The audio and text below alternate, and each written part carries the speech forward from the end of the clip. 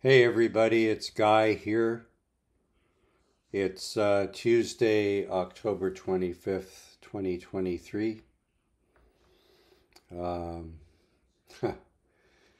I just realized as I chose to record this in our loft of our apartment, which is in a house, it looks kind of like a garret, like an artist's garret, or a place where a revolutionary would broadcast to a rebel alliance or tell the authorities something threatening or concerning. And in a way, it's funny to think that's exactly what this is. Folks, in case you haven't figured it out yet, um, we are in the middle of the third year of the Third World War, of World War III. The thing we were told and always assumed we'd never let happen again.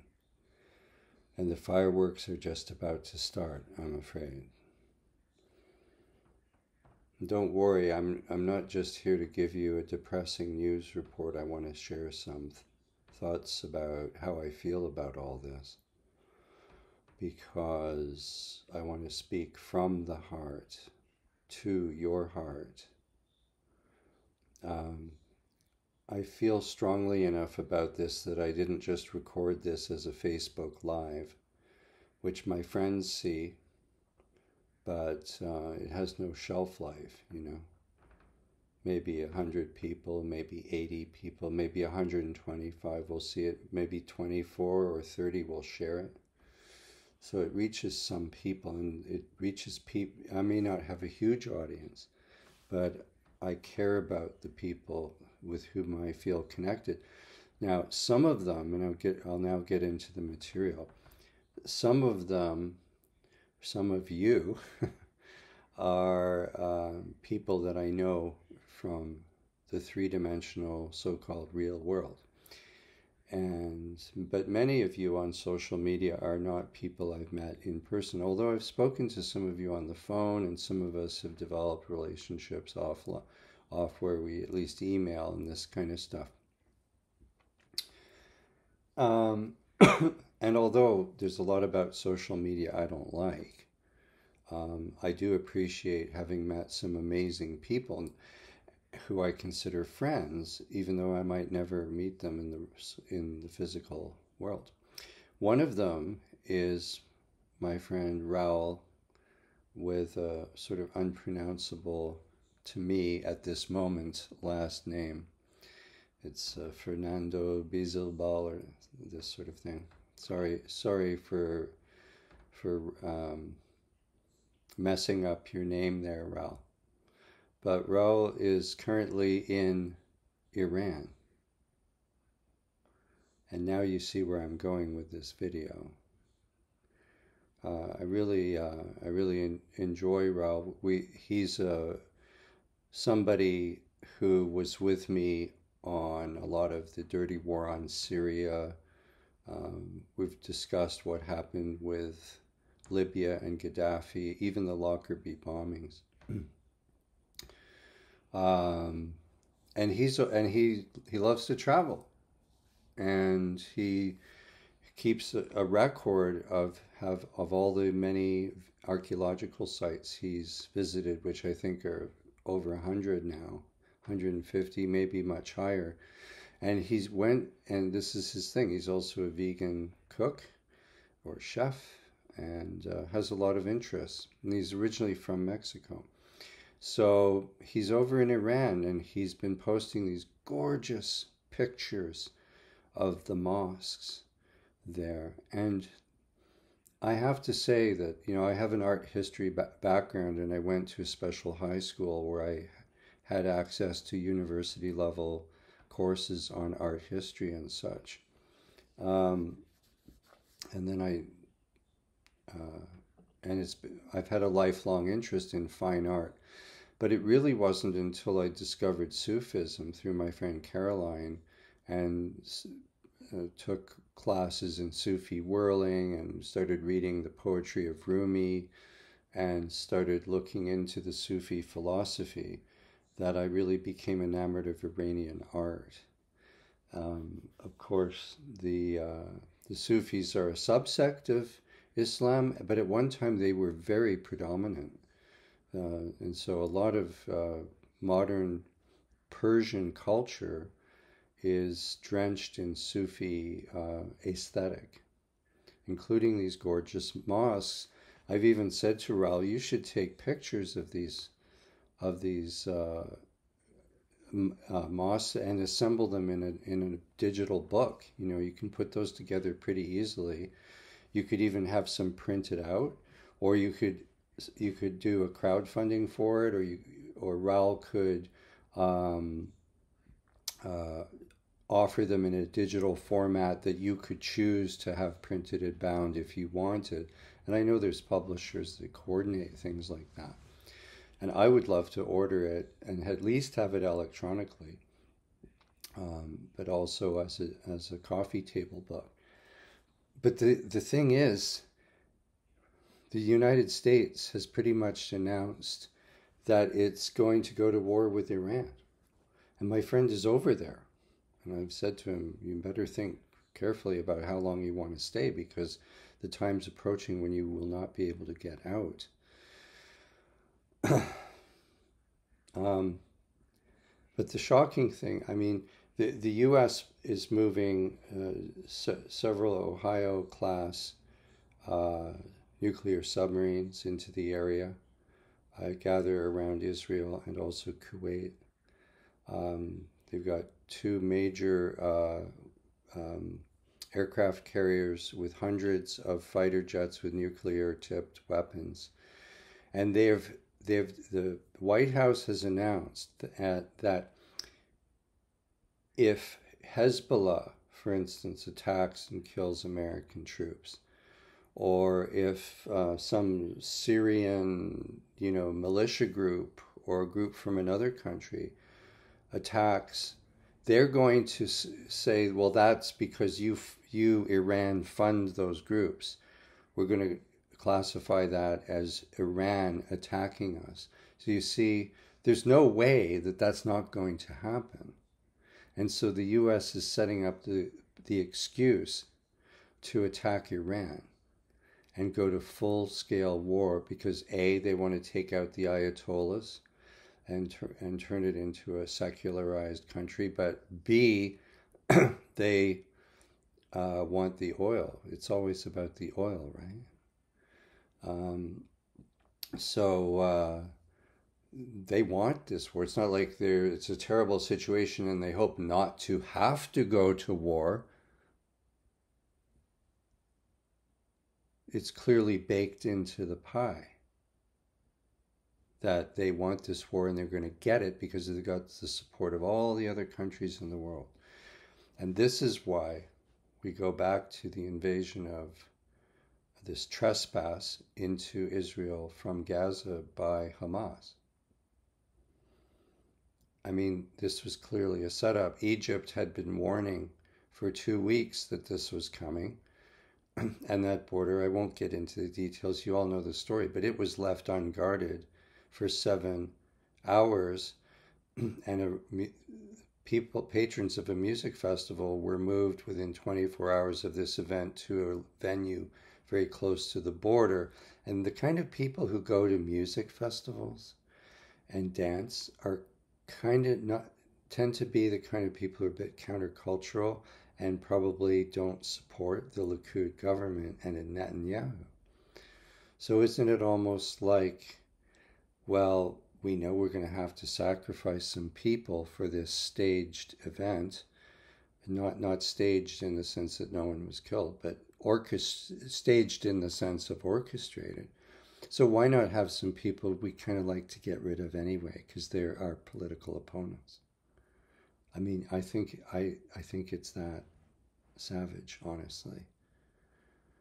And now we're, as of today, we're up above 6,000 confirmed cases of Palestinian mortalities, including a lot of children. And there's terrible reports of collapsed buildings and people trapped in there, but no way to get to them because there's no equipment. Even if they had equipment, there's no gas. Like, I don't know. They're under resourced. They're not. And where's the international community coming to help extract these people? Like, these are major war crimes, people.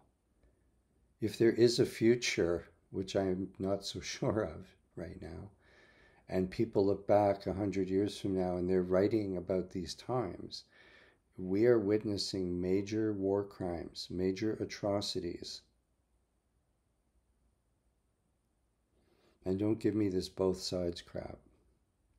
Hamas was under the control of Mossad, and this is all being orchestrated at a high level. But here's what I forgot to say in my last report. I think Israel is being sacrificed as well. I don't think the globalists actually care about Israel, or at least its citizens. They only care about it for the symbolism of this global governance system, this new world order that's coming in. And it's coming in. It's coming in fast. And you see, and this, I'm going to wrap up now because this has been long enough. And you've been very patient if you've listened to me this much. But I want to draw your attention to something really interesting that puts a real spin on the current events. And if I didn't know this, I'd be a bit in the dark about what's coming, or how much this was all orchestrated.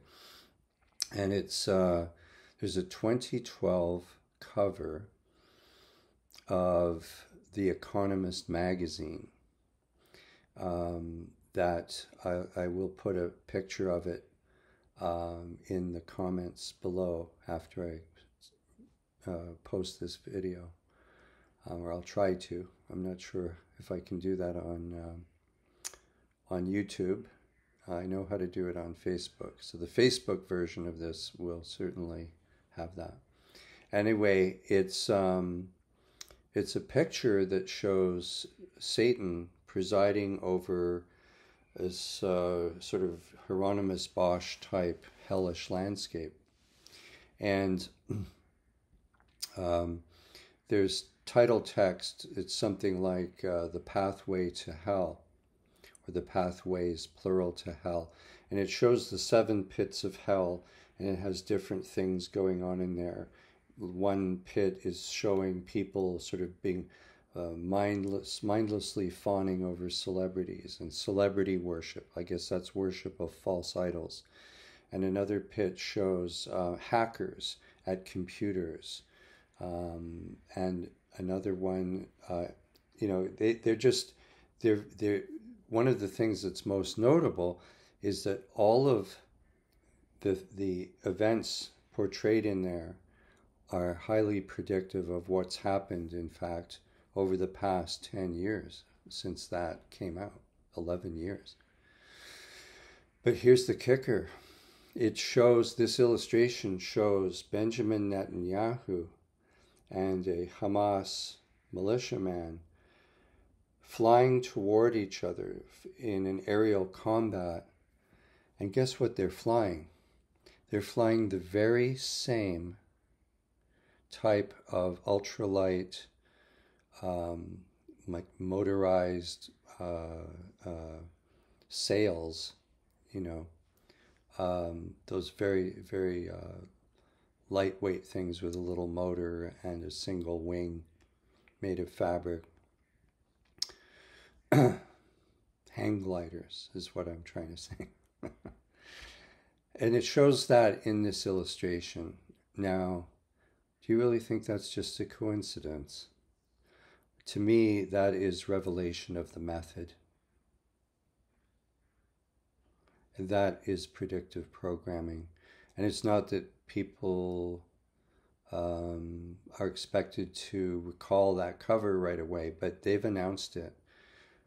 Don't forget, The Economist is owned by the Rothschilds. So do the math. I don't think you have to be a huge conspiracy theorist to realize that this is that cover was and that use of the hang glider's touch, that changes everything, because this means that this not only was planned long ago and is probably being managed with a lot of help from AI. It means that they have announced not only World War III, which this certainly is, they've announced the opening of the gates to hell. Now, those of us who are familiar with the occult, spirituality, shamanic practice, we might have an interesting opinion about what that means. That might mean a lot more than just war. We're talking about orchestrated famine, orchestrated disease, orchestrated treatments for diseases, destruction of cities on Pacific Islands from the sky. I mean, we are really in Star Wars, folks. And I don't know about you, but I will choose to play the part of Gandalf. That's my role, the warrior, healer, magician. Sorry if that sounds pretentious, but everyone needs to think of their role now in what's coming. And I, for one, am shifting my writing, and I'm going to, in a Gandalf kind of a way, I'm going to increasingly now address the spiritual side of this. There's not nearly enough talk about the one world religion. They have planned the city of Astana, which I'll do a presentation about.